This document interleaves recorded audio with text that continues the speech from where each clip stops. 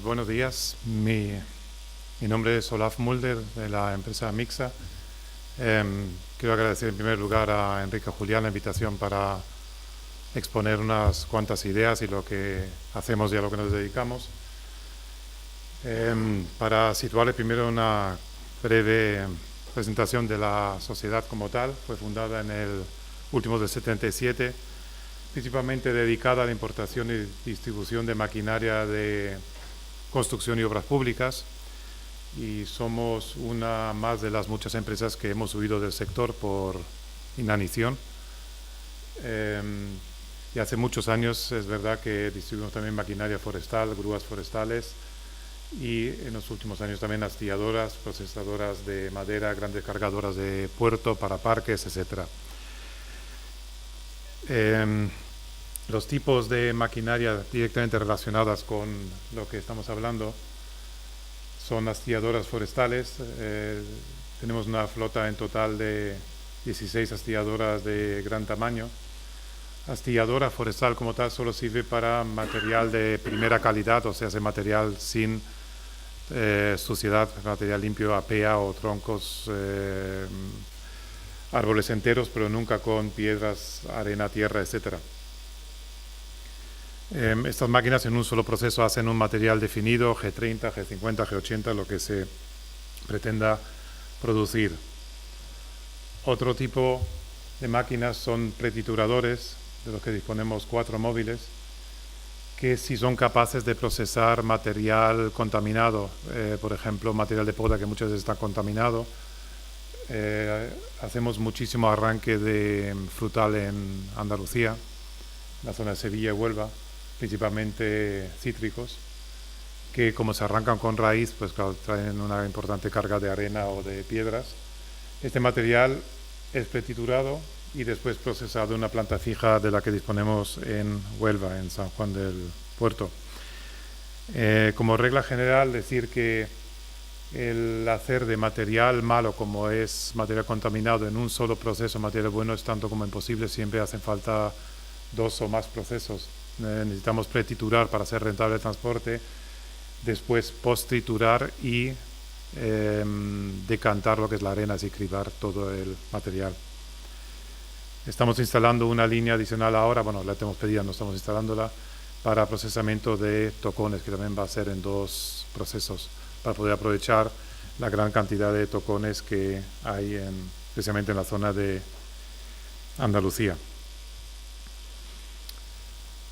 Estas son unas vistas de la planta de Huelva. La planta de Huelva no es más que una planta logística y donde de momento estamos transformando el frutal y donde almacenamos también material para poder verter al puerto con mucha rapidez, porque la esencia de poder hacer rentable una exportación es tener grandes cantidades y ser capaces de poner en el barco del orden de 2.000 toneladas día, porque la mar del barco en puerto es uno de los costes importantes en toda la cadena. Entonces, nuestro compromiso con los clientes es poder poner al lado del barco mínimo 2.000 toneladas al día para parar poco el barco. Bueno, hasta ahí la publicidad en propio. Ya dando paso al tema de la presentación. La biomasa es un capítulo tremendamente extenso, todos ustedes lo saben. Tenemos residuales de basura, olivar, podas, paja. Aquí me refiero únicamente a biomasa forestal, que es el sector en el que nosotros tenemos experiencia. Las oportunidades de negocio se dan siempre y cuando haya una diferencia suficiente entre costes y precios finales, obviamente, del producto. La biomasa, de algún modo, es una commodity, como puede ser el petróleo, como puede ser cualquier otra materia prima. De hecho, se comercia internacionalmente, pero con una diferencia básica, que es el alto coste del transporte que limita su distribución. El petróleo lo podemos traer de países árabes hasta el último confín del mundo. No podemos mover biomasa desde un país forestal hasta el último confín del mundo. Es absolutamente inviable. Es inviable por la simple razón de que, por ejemplo, gasóleo tiene una capacidad calorífica de más o menos 12,7 megavatios hora por tonelada y ocupa más o menos un metro cúbico, un pelín más de un metro cúbico. Biomasa con un nivel de secado suficiente tiene de 3 a 4 megavatios hora por tonelada, pero cada tonelada ocupa 3,5 metros cúbicos. Es decir, tenemos una desventaja en capacidad calórica por volumen transportado de algo así como 1 a 12 de biomasa frente al gasóleo. Y esto ya hace entender por qué no podemos mover biomasa a grandes distancias.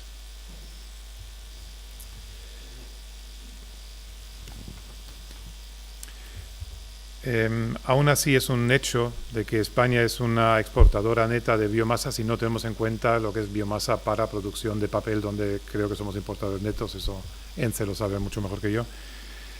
Pero sí es verdad que se está exportando mucha biomasa para fines térmicos, tanto del Levante como algo desde el norte del país. Esto solo es viable y posible porque el coste de generación de la biomasa en nuestro país es sensiblemente inferior a la de los países de destino, porque entre medias alguien tiene que soportar el coste del transporte. Esto es algo que se cae por su peso. El ejemplo está aquí. Si empezamos desde abajo, el precio en destino más o menos en un consumidor grande, una planta de generación en Cerdeña o en una planta de pellets en el norte de Italia, puede estar pagando alrededor de 80 euros tonelada en puerto de destino. El coste del transporte en barco, alrededor de 15 a 20 euros por tonelada. El coste FOB, que es el coste de carga en barco, compactación en el barco, es del orden de 7 euros en tonelada. Obviamente todo esto varía de caso en caso y de puerto en puerto, pero es un ejemplo, ¿no? El transporte a puerto, y aquí me refiero de todos los transportes, desde el monte hasta la planta de transformación o hasta el puerto de carga del material, es de 12 a 15 euros por tonelada. El astillado, que es la transformación de la materia prima a un producto, digamos, normalizado que sea exportable, del orden de 11. La corta y saca está entre 12 y 15. Siempre hay unos gastos de gestión y algún intermediario y alguien quiere ganar algún duro en todo este camino también. Y esto hace que el coste en pie no puede ser superior a algo así como entre 7 y 20 euros por tonelada. Y todo esto es sin tener en cuenta que tenemos una pérdida importante en todo este camino, que es el secado. Cuando cortamos el pino en fresco, tiene el orden, pino o eucalipto tiene el orden del 50% de humedad. Cuando embarcamos siempre está por debajo del 30%. Estamos hablando de una pérdida importantísima de tonelada que simplemente desaparece al aire. Esto hace, y este es a mi entender, el mayor problema del monte español, que el propietario simplemente no tiene un rendimiento por sus tierras. Un ejemplo del norte de Cáceres, donde yo mismo soy propietario forestal, el crecimiento cerca de las urdes es del orden de 5 metros cúbicos netos por hectárea y año de incremento de masa forestal. Esto, si lo vendemos a 10-12 euros en pie, estamos hablando de un rendimiento de 50-60 euros por hectárea y año. Esto significa que si el tipo de interés oficial del país es del 5%, el valor de la tierra no excede los 1.000 euros, porque si no es mejor meterlo en un banco, en alguna inversión, que ahora mismo está por debajo, ¿no? Pero también hemos tenido años de tener un rendimiento del 7% por el dinero, como en el 2010 o 2011. Y todo esto es sin tener en cuenta que mientras que nuestros árboles crecen, la administración pública se dedica a darle mala vida al propietario, mediante multas, mediante impuestos, mediante tasas, con esta actitud que diría que se ha tenido durante muchos años, que gracias a Dios se está cambiando un poco, de que el propietario es un criminal en potencia que quiere destruir su propio bien, que es el monte, ¿no? Cuando el monte está ahí sin intervención de la administración no ha creado nuestros montes, los montes están ahí. Estaban ahí mucho antes de existir siquiera una administración pública. En definitiva, un muy mal negocio para los propietarios. Es por ello que, siendo España el segundo país de Europa en superficie forestal, solo explota más o menos una quinta parte del volumen de madera que explota Suecia, que es similar en superficie, 500.000 kilómetros cuadrados. Esto, por supuesto, se debe a que las estadísticas oficiales son engañosas o mal definidas. En España declaramos terreno forestal todo lo que no es urbano, agua o terrenos agrícolas. Básicamente todo el resto es forestal, y claro, eso es un engaño masivo, de algún modo, porque cualquier área, los monegros son forestales. De hecho, la comunidad autónoma con mayor superficie forestal de España, si no lo saben, se lo cuento, es Canarias. Y claro, eso es una broma de mal gusto.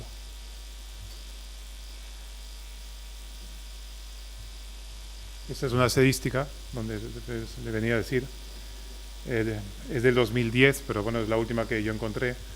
Aquí pueden ver que la comunidad autónoma con mayor superficie forestal, el 76% de su superficie es Canarias, y por contra ven que la superficie arbolada de Canarias solo es el 18%. La diferencia entre superficie forestal y arbolada pues ya me la tendrán que explicar.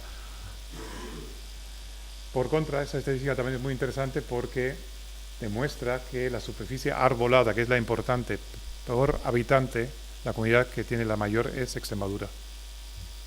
No Galicia ni nada parecido. Extremadura tiene más superficie arbolada por habitante que ninguna otra comunidad autónoma, lo cual da una cierta idea del potencial que tiene esta comunidad. Potencial de producción, obviamente.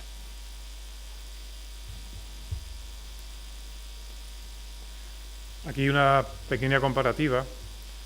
La superficie forestal en España está declarada en 27 millones de hectáreas. Superficie arbolada 14, más o menos el 50%. Superficie arbolada en producción 5. El stock de madera en pie en millones de metros cúbicos, 1.000 millones de metros cúbicos están en pie más o menos en España. El crecimiento anual es más o menos 45 millones de metros cúbicos año y el aprovechamiento anual del orden de 16. Esto hace que el aprovechamiento en relación al crecimiento en España es del orden del 36%, es decir, en España hoy por hoy se gasta o se consume el 36% de lo que crece, es decir, la masa forestal se incrementa y eso es un hecho consumado que todo el mundo conoce, a pesar de los incendios forestales y a pesar de todos los desastres que hemos tenido en años pasados medioambientales. La comparativa con un país del mismo tamaño que Suecia, superficie arbolada duplica la española, 28 millones de metros cúbicos, de hectáreas, El stock de madera en pie, 3.600 millones de metros cúbicos. Crecimiento anual, 125 millones de metros cúbicos. Aprovechamiento anual, 80 millones más o menos. Suecia ya aprovecha algo así como el doble de porcentaje que España de sus recursos forestales. El 64% de lo que crece se aprovecha. También en Suecia los bosques van a más edad y amplias zonas del país vuelven a silvestrarse de algún modo. De hecho, en Suecia se dice que la masa forestal actual es la mayor de tiempos históricos conocidos, es decir, no se conoce que jamás hubiese habido tanta masa forestal como la que hay hoy en día. Y otra comparativa muy interesante es Alemania. Alemania es un país más pequeño que España, tiene 350-360 mil kilómetros cuadrados, tiene 81 millones de habitantes, tiene 4 o 5 veces más industria que España, ciudades muy extensas, es decir, tiene poca superficie aprovechable. De hecho, vemos que la superficie arbolada es menor que la española, solo 11 millones de hectáreas, pero el stock de madera en pie incluso supera al sueco, tiene 3.700 millones de metros cúbicos de madera en pie. Aprovecha el crecimiento son 90 millones y aprovecha 76. Aprovecha ligeramente menos que Suecia, pero el índice de aprovechamiento es mucho mayor, aprovecha el 84% de todo lo que crece. Es decir, está altamente organizado a todos los efectos el monte, la foresta alemana. De hecho, Alemania tiene bastantes miles de millones de árboles de más de 100 años. Tiene una masa forestal antigua y muy creada, ¿no? Hay gestión forestal desde hace cientos de años en ese país. La estadística interesante aquí también es el crecimiento medio por hectárea y año. Vemos que en España tenemos 3,2 metros cúbicos de media. Obviamente tenemos zonas con 10, tenemos muchas otras zonas con muy poco. Suecia tiene 4,5 más que nada por el tema climático, mucho frío en la parte norte del país. Alemania tiene 6,8 porque está en una zona climática templada, pero a su vez muy húmeda, con lo cual tiene un crecimiento medio muy grande, lo cual le permite en poca superficie producir muchísima madera.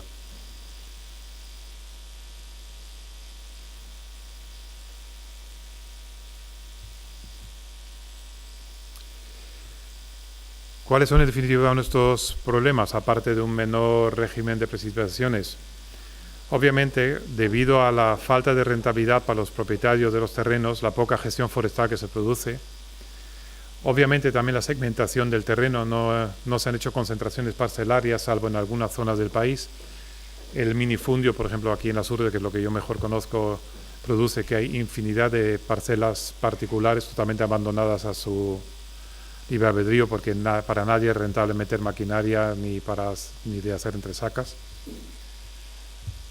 Luego también estamos comparando, hay que ser honrado en esto, con países llanos y con más facilidad de aprovechamiento. Todos sabemos que la madera tiene la mala costumbre en España de crecer en los montes, en las montañas y no tanto en los llanos, lo cual hace el coste de saca y de corta y saca similar al de Alemania y Suecia, a pesar de que la mano de obra aquí es mucho más barata. Al final ese factor coste es casi el mismo en España que en el norte de Europa.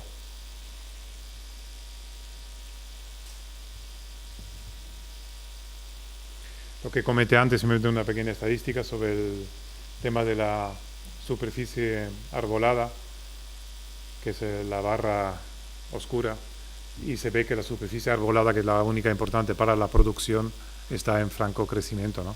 Este crecimiento en los últimos años se debe mucho más al abandono del campo que a planes sistemáticos de repoblación como los que se tuvieron en años con el ICONA, que repobló amplias zonas del país. Aquí simplemente estamos recuperando un estado silvestre de las cosas porque hemos abandonado otras actividades.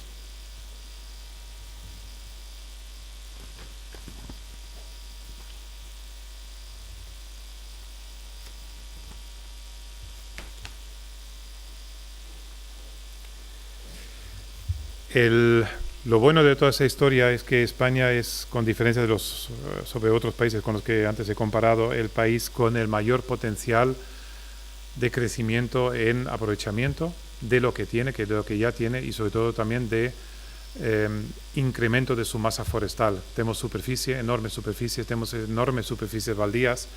El que conoce Suecia o Alemania y ha viajado por estos países sabe que no existe el erial como tal, ¿no? No discuto que en España, en los monegros, quizás sea un erial natural, quizás solo lo sea, no estoy del todo seguro, pero esas amplísimas zonas del país declaradas forestales, que es algo así como el 50%, ¿no? 14 millones de hectáreas, que en definitiva son forestales pero no tienen árboles, me niego a creer que se lo haya encontrado el ser humano cuando primero arribó por estos lares. Esto es una consecuencia de sobreexplotación, de mala gestión, y no digo de reciente, sino simplemente histórica, ¿no? En desamortización, ya sabemos todo lo que ocurrió en tiempos históricos. Pero lo bueno es que tenemos el potencial de revertir todo esto y hacer de todo esto un negocio con mucho más capacidad. Ese es el resumen, digamos, de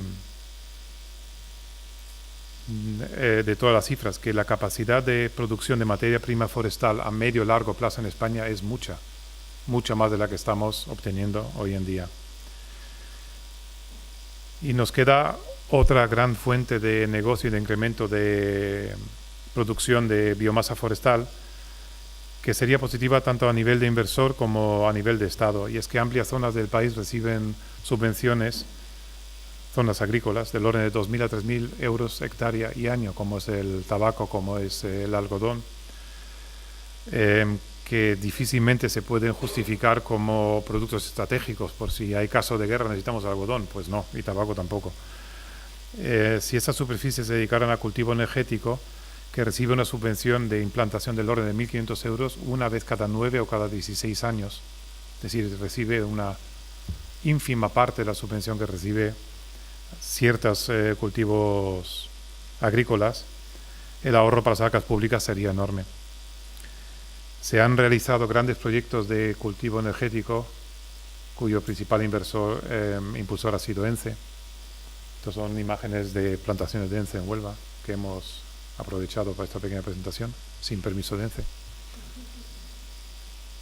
que espero nos lo conceda a la postre, donde los crecimientos son del orden de, según el tipo de terreno, según si es regadío o no es regadío, son del orden de 10 a 30 toneladas por hectárea y año. Hay que decir que la madera producida en cultivo energético en general no es más económica que la madera silvestre, por llamarla de algún modo, ¿no? La que crece por sí sola en el monte, pero sí da una enorme seguridad al consumidor, porque esto es calculable lo que va a crecer, es calculable lo que se puede explotar. Tiene la enorme ventaja de que el Estado con sus administraciones públicas y funcionarios no mete la mano, porque aunque es un cultivo, se sigue considerando agrícola y no forestal, con lo cual no hay agentes forestales dando vueltas. Y el mayor efecto positivo entiendo que sería el hecho de sustituir opciones que son devoradoras de subvenciones, que tenemos que preguntar como país por qué las necesitamos. El hecho es que los cultivos energéticos producen más jornales por hectárea y año que los cultivos anteriormente citados agrícolas. Eso es algo que ENCE tiene, creo que más que estudiado, y luego si hay cualquier pregunta al respecto, tienen aquí un especialista para preguntarle al respecto.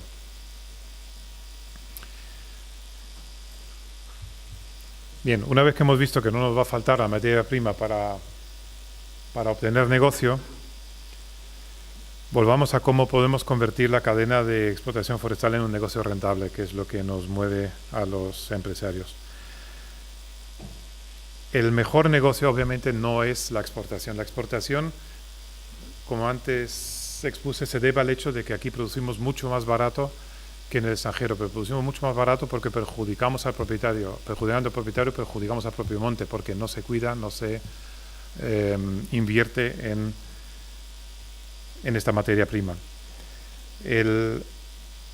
La mejor política para obtener un precio interno en el país equivalente al que existe en otros países, que estamos hablando de diferencias muy grandes, algo así como de 45, 50 euros a 80 euros por tonelada, es fomentar la demanda interna. Y no solo de grandes plantas, que tenemos algunas, sino sobre todo el pequeño consumidor. Italia tuvo hace años un programa masivo de instalación de pequeña caldera de consumo individual, y es hoy en día el país con más calefacciones individuales de pellet y de astilla de toda Europa. No lo es Suecia ni Alemania ni los países fríos, es Italia el país con más consumo. Inglaterra está teniendo un programa masivo de implantación de calderas a nivel particular y a nivel incluso también de empresa.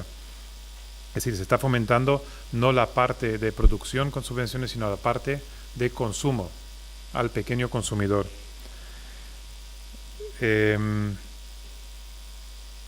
Y eso es una política que además tiene un segundo efecto añadido muy positivo, y es que todos sabemos lo que nos ha ocurrido y por desgracia sigue ocurriendo, que toda subvención produce corrupción. Esto es así, ¿no? Y es imposible producir corrupción con una pequeña subvención de 10.000 euros a una instalación de un particular, pero sí es posible producir corrupción, y se produce corrupción, y doy fe de ello a nivel personal, en cuanto hay inversiones de gran índole en grandes cantidades, ¿no? Que por desgracia ahí tenemos un tema por sanear muy importante.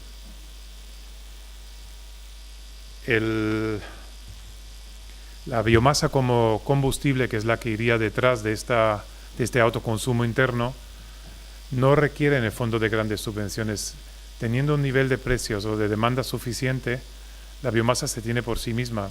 Con un nivel de precios de 70, 80 euros por tonelada de biomasa en astilla, no hablo de pellets, que es otro paso más de procesamiento, para nada se necesita la intervención de la administración ni en los años de explotación de la caldera, ni en la producción del combustible, de la biomasa como tal.